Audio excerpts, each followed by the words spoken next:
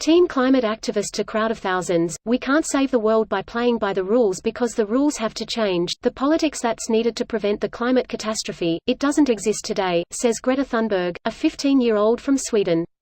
"We need to change the system." Here's a summary of the article.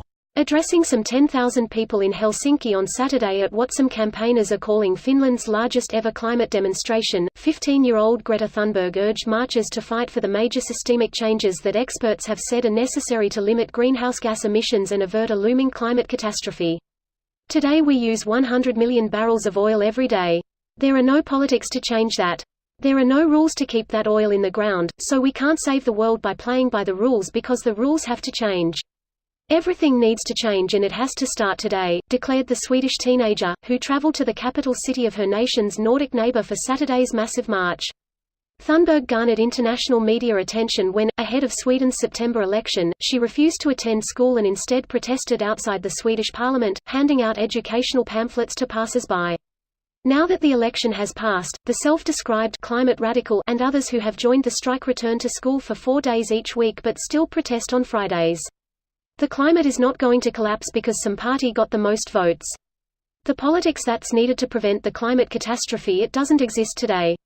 We need to change the system, as if we were in crisis, as if there were a war going on. Helsinki University researcher Tero Toivonen told YLE News that the unexpectedly high turnout for demonstration, which featured a march from Helsinki's Senate Square to the Parliament building, suggests that the public is starting to realize the urgency of the climate crisis.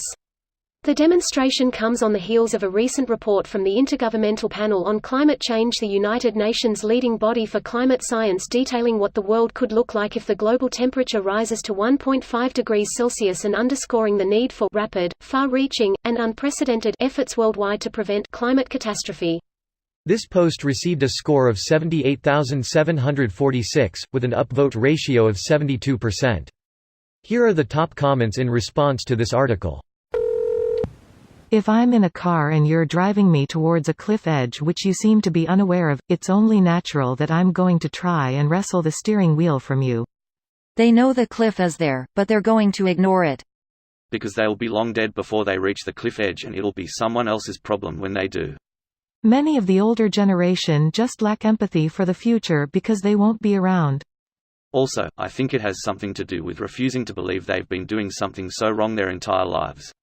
They didn't have the info when they started, and the info they have now makes them refute it. The greenhouse effect has been a hot topic for decades. There's really no excuse. Just a reminder, the greenhouse effect in general is critical to supporting life on Earth, so nothing you would want to get rid of. The strengthening of the greenhouse effect through human activities is the real problem here. I know you probably know the real deal and all, but I see too many people these days who seem to be confused and are using this term wrong. Many don't know of or understand nuance. This should be literally the first thing we teach kids in high school English. When my parents said they will punish me when I misbehaved, I thought they would ground me. I never expected they would destroy the environment and collapse the housing market. My parents are mad petty damn. Madads. We're screwed because developing countries want what the West has: protein, single-family homes, cars, cotton, gadgets, running water, internet, refrigerators, air conditioning, etc. The infrastructure being built to support these things is mind-boggling. The men want Mercedes, Western accessories, and goofy undercut haircuts, and women want homes, their own business, and Western-style weddings.